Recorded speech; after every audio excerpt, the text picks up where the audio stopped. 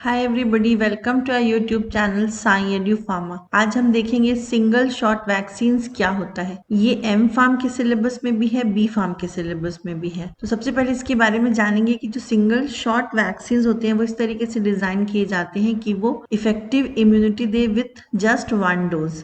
इससे कि बार बार जो बूस्टर डोजेस देने पड़ते हैं वो एलिमिनेट हो जाता है, वो नहीं देना पड़ता है।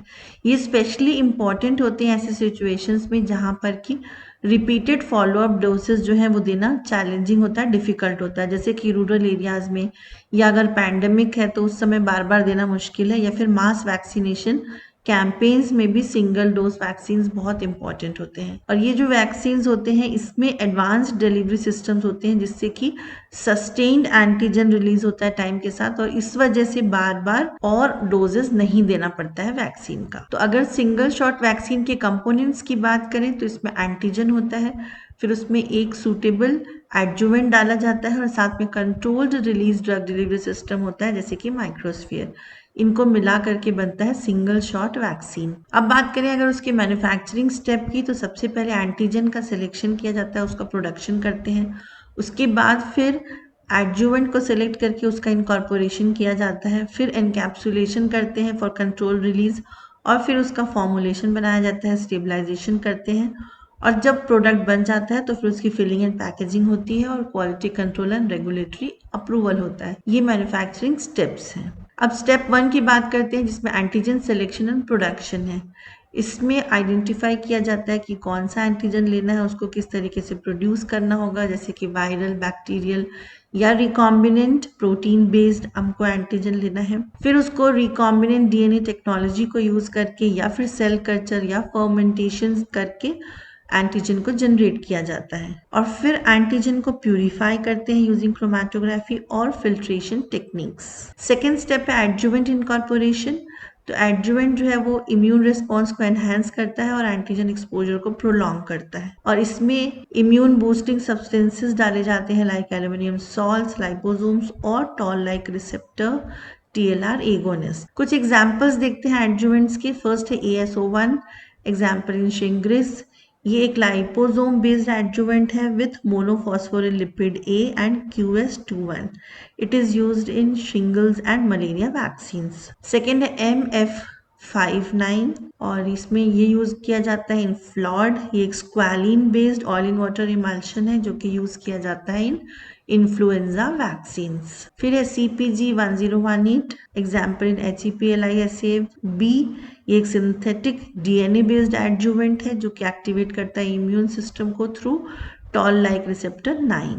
फिर alum example in hepatitis A and B vaccines. ये एक ट्रेडिशनल एल्यूमिनियम बेस्ड एडजुवेंट है जो कि एनहांस करता है एंटीजन के प्रेजेंटेशन। फिर है ISCOMs जो कि मैट्रिक्स M इन नोवावैक्स कोविड-19 वैक्सीन में यूज किया जाता है। इम्यून स्टिम्युलेटिंग कॉम्प्लेक्स है जो कि एनहांस करता है इम्यून के एक्टिवेशन को। तो ये डिफरेंट एडजुवेंट्स हैं जो कि यूज किए जाते हैं in preparing single shot pack. Third आता है एनकैप्सुलेशन फॉर कंट्रोल रिलीज। इसमें different control release systems use किए जाते हैं, जैसे कि फर्स्ट है पॉलीमरिक माइक्रोस्फीयर्स या नैनो पार्टिकल्स।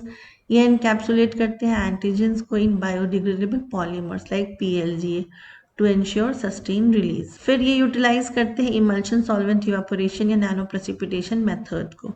सेकेंड है lipid based delivery like liposomes, solid lipid nano particles, virosomes, और ये यूज करते हैं लिपिड कैरियर्स को to enhance stability and controlled antigen release. Third आता है वायरस लाइक पार्टिकल्स या वायरल वेक्टर्स। ये इंजीनियर वायरल वेक्टर्स होते हैं लाइक एडिनोवायरस, लेंटिवायरस, और ये डिलीवर करते हैं एंटीजन को। ये मॉडिफाई करते हैं for single dose efficiency using self amplifying RNA technology. Fourth step है फॉर्मुलेशन एंड स्टेबलाइजेशन। तो इसमें लायोफिलाइजेशन या फ्रीज ड्राइंग या स्प्रे ड्राइंग को यूज करके वैक्सीन स्टेबिलिटी को एनहांस किया जाता है। डिफरेंट स्टेबलाइजर्स ऐड करते हैं लाइक शुगर्स, अमीनो एसिड्स और surfactants to increase the stability. फिर आता है filling and packaging.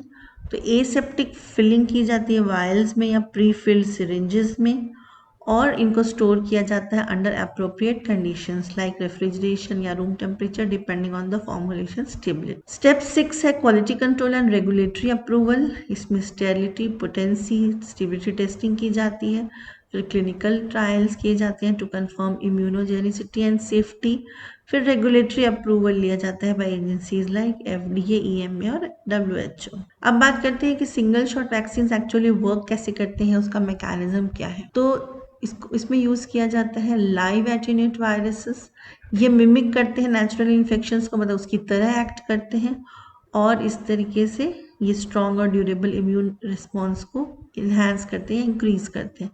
Example yellow fever vaccine. Second है वायरल वेक्टर प्लेटफॉर्म्स। इसमें यूज किया जाता है engineered viruses like adeno virus और ये डिलीवर करता है genetic material encoding the antigen. Example Johnson and Johnson कोविड-19 वैक्सीन। थर्ड, इसमें यूज किए जाते हैं adjuvants and delivery systems like aluminium salt, lipid nano particles और एडवांस्ड एडजुवेंट्स एनहांस एक्टिवेशन में एग्जांपल है सब यूनिट या protein based vaccine. Next, controlled antigen release को यूज किया जाता है। इसमें technologies like biodegradable microsphere use किए जाते हैं, नैनो कैरियर्स जो कि रिलीज करते हैं एंटीजन्स को ग्रेजुअली या धीरे धीरे रिलीज करते हैं, प्रोलॉन्गिंग इम्यून स्टिम्युलेशन। की फीचर्स की बात करें तो ये एनहांस करते हैं इम्यूनोजेनिसिटी को।